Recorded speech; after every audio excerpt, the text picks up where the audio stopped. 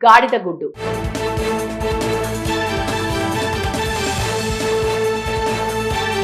గాడిద గుడ్డు అనే జాతీయం వినని అనని వారు అరుదుగా ఉంటారు. అసలు ఈ మాట ఎలా పుట్టింది అనే ప్రశ్నకు అనేక సమాధానాలున్నాయి.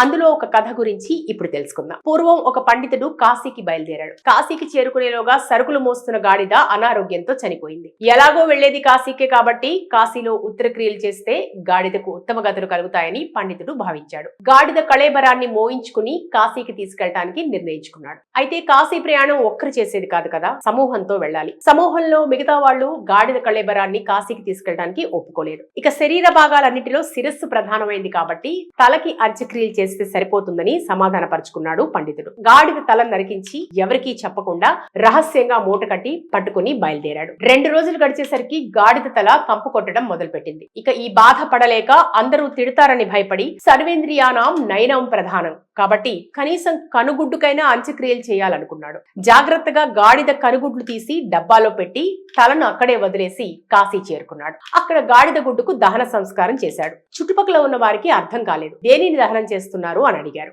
గాడిద గుడ్డు అన్నాడు పండితుడు. చెప్పడం ఇష్టం లేకనో ఏమీ లేదనే ఉద్దేశంతోనో గాడిద గుడ్డు అన్నాడని అనుకున్నారు అందరూ. అప్పటి నుంచి కాశీ వెళ్లి ఏం తెచ్చావు అంటే ఆ గాడిద గుడ్డు అనడం ఆనవాయితీ అయిపోయింది. అప్పటి నుంచి మనం చెప్పేది ఎదుటి వారికి ఒక కట్టు కథలా అనిపించి నేను నమ్మను అని తేలికగా చెప్పే సందర్భంలోనూ ఏమీ లేదు అనే చెప్పే సందర్భంలోనూ గాడిద గుడ్డు అనే జాతీయాన్ని వాడుతున్నారు. గాడిద గుడ్డు.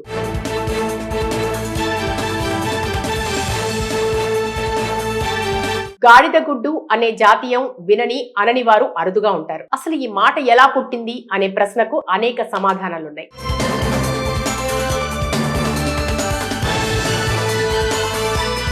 అందులో ఒక కథ గురించి ఇప్పుడు తెలుసుకుందాం. పూర్వం ఒక పండితుడు కాశీకి బయలుదేరాడు. కాశీకి చేరుకునేలోగా సరుకులు మోస్తున్న గాడిద అనారోగ్యంతో చనిపోయింది. ఎలాగో వెళ్లేది కాశీకే కాబట్టి కాశీలో ఉత్తరక్రియలు చేస్తే గాడిదకు ఉత్తమ గతులు కలుగుతాయని పండితుడు భావించాడు. గాడిద కళేబరాన్ని మోయించుకుని కాశీకి తీసుకెళ్లడానికి నిర్ణయించుకున్నాడు. అయితే కాశీ ప్రయాణం ఒక్కరు చేసేది కాదు కదా, సమూహంతో వెళ్లాలి. సమూహంలో మిగతా వాళ్ళు గాడిద కళేబరాన్ని కాశీకి తీసుకెళ్లడానికి ఒప్పుకోలేదు. ఇక శరీర భాగాలన్నిటిలో శిరస్సు ప్రధానమైంది కాబట్టి తలకి అంత్యక్రియలు చేస్తే సరిపోతుందని సమాధానపరుచుకున్నాడు పండితుడు. గాడిద తల నరికించి ఎవరికీ చెప్పకుండా రహస్యంగా మూట కట్టి పట్టుకుని బయలుదేరాడు. 2 రోజులు గడిచేసరికి గాడిద తల కంపు కొట్టడం మొదలుపెట్టింది. ఇక ఈ బాధ పడలేక అందరూ తిడతారని భయపడి సర్వేంద్రియానాం నయనం ప్రధానం కాబట్టి కనీసం కనుగుడ్డుకైనా అంత్యక్రియలు చేయాలనుకున్నాడు. జాగ్రత్తగా గాడిద కనుగుడ్లు తీసి డబ్బాలో పెట్టి తలను అక్కడే వదిలేసి కాశీ చేరుకున్నాడు. అక్కడ గాడిద గుడ్డుకు దహన సంస్కారం చేశాడు. చుట్టుపక్కల ఉన్న వారికి అర్థం కాలేదు. దేనిని దహనం చేస్తున్నారు అని అడిగారు.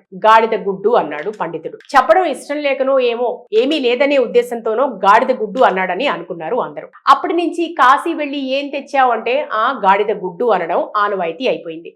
అప్పటి నుంచి మనం చెప్పేది ఎదుటి వారికి ఒక కట్టు కథలా అనిపించి నేను నమ్మను అని తేలికగా చెప్పే సందర్భంలోనూ ఏమీ లేదు అనే చెప్పే సందర్భంలోనూ గాడిద గుడ్డు అనే జాతీయాన్ని వాడుతున్నారు. గాడిద గుడ్డు.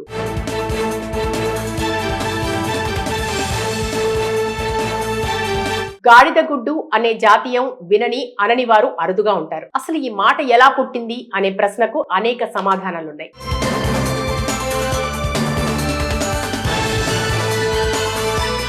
అందులో ఒక కథ గురించి ఇప్పుడు తెలుసుకుందాం. పూర్వం ఒక పండితుడు కాశీకి బయలుదేరాడు. కాశీకి చేరుకునేలోగా సరుకులు మోస్తున్న గాడిద అనారోగ్యంతో చనిపోయింది. ఎలాగో వెళ్లేది కాశీకే కాబట్టి కాశీలో ఉత్తరక్రియలు చేస్తే గాడిదకు ఉత్తమ గతులు కలుగుతాయని పండితుడు భావించాడు. గాడిద కళేబరాన్ని మోయించుకుని కాశీకి తీసుకెళ్లడానికి నిర్ణయించుకున్నాడు. అయితే కాశీ ప్రయాణం ఒక్కరు చేసేది కాదు కదా, సమూహంతో వెళ్లాలి. సమూహంలో మిగతా వాళ్ళు గాడిద కళేబరాన్ని కాశీకి తీసుకెళ్లడానికి ఒప్పుకోలేదు. ఇక శరీర భాగాలన్నిటిలో శిరస్సు ప్రధానమైంది కాబట్టి తలకి అంత్యక్రియలు చేస్తే సరిపోతుందని సమాధానపరుచుకున్నాడు పండితుడు. గాడిద తల నరికించి ఎవరికీ చెప్పకుండా రహస్యంగా మూట కట్టి పట్టుకుని బయలుదేరాడు. 2 రోజులు గడిచేసరికి గాడిద తల కంపు కొట్టడం మొదలుపెట్టింది. ఇక ఈ బాధ పడలేక అందరూ తిడతారని భయపడి సర్వేంద్రియానాం నయనం ప్రధానం కాబట్టి కనీసం కనుగుడ్డుకైనా అంత్యక్రియలు చేయాలనుకున్నాడు.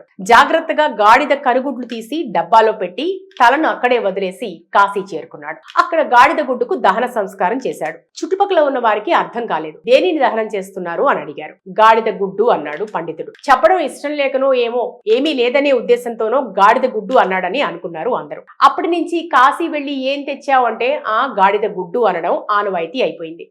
అప్పటి నుంచి మనం చెప్పేది ఎదుటి వారికి ఒక కట్టు కథలా అనిపించి నేను నమ్మను అని తేలికగా చెప్పే సందర్భంలోనూ ఏమీ లేదు అనే చెప్పే సందర్భంలోనూ గాడిద గుడ్డు అనే జాతీయాన్ని వాడుతున్నారు. గాడిద గుడ్డు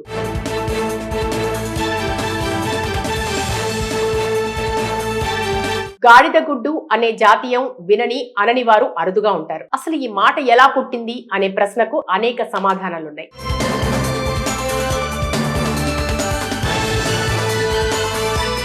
అందులో ఒక కథ గురించి ఇప్పుడు తెలుసుకుందాం. పూర్వం ఒక పండితుడు కాశీకి బయలుదేరాడు. కాశీకి చేరుకునేలోగా సరుకులు మోస్తున్న గాడిద అనారోగ్యంతో చనిపోయింది. ఎలాగో వెళ్లేది కాశీకే కాబట్టి కాశీలో ఉత్తరక్రియలు చేస్తే గాడిదకు ఉత్తమ గతులు కలుగుతాయని పండితుడు భావించాడు. గాడిద కళేబరాన్ని మోయించుకుని కాశీకి తీసుకెళ్లడానికి నిర్ణయించుకున్నాడు. అయితే కాశీ ప్రయాణం ఒక్కరు చేసేది కాదు కదా, సమూహంతో వెళ్లాలి. సమూహంలో మిగతా వాళ్లు గాడిద కళేబరాన్ని కాశీకి తీసుకెళ్లడానికి ఒప్పుకోలేదు. ఇక శరీర భాగాలన్నిటిలో శిరస్సు ప్రధానమైంది కాబట్టి తలకి అంత్యక్రియలు చేస్తే సరిపోతుందని సమాధానపరుచుకున్నాడు పండితుడు. గాడిద తల నరికించి ఎవరికీ చెప్పకుండా రహస్యంగా మూట కట్టి పట్టుకుని బయలుదేరాడు. 2 రోజులు గడిచేసరికి గాడిద తల కంపు కొట్టడం మొదలుపెట్టింది. ఇక ఈ బాధ పడలేక అందరూ తిడతారని భయపడి సర్వేంద్రియానాం నయనం ప్రధానం కాబట్టి కనీసం కనుగుడ్డుకైనా అంత్యక్రియలు చేయాలనుకున్నాడు. జాగ్రత్తగా గాడిద కనుగుడ్లు తీసి డబ్బాలో పెట్టి తలను అక్కడే వదిలేసి కాశీ చేరుకున్నాడు. అక్కడ గాడిద గుడ్డుకు దహన సంస్కారం చేశాడు. చుట్టుపక్కల ఉన్న వారికి అర్థం కాలేదు. దేనిని దహనం చేస్తున్నారు అని అడిగారు.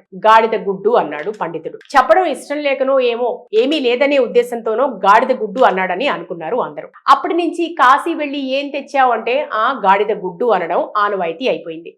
అప్పటి నుంచి మనం చెప్పేది ఎదుటి వారికి ఒక కట్టు కథలా అనిపించి నేను నమ్మను అని తేలికగా చెప్పే సందర్భంలోనూ ఏమీ లేదు అనే చెప్పే సందర్భంలోనూ గాడిద గుడ్డు అనే జాతీయాన్ని వాడుతున్నారు.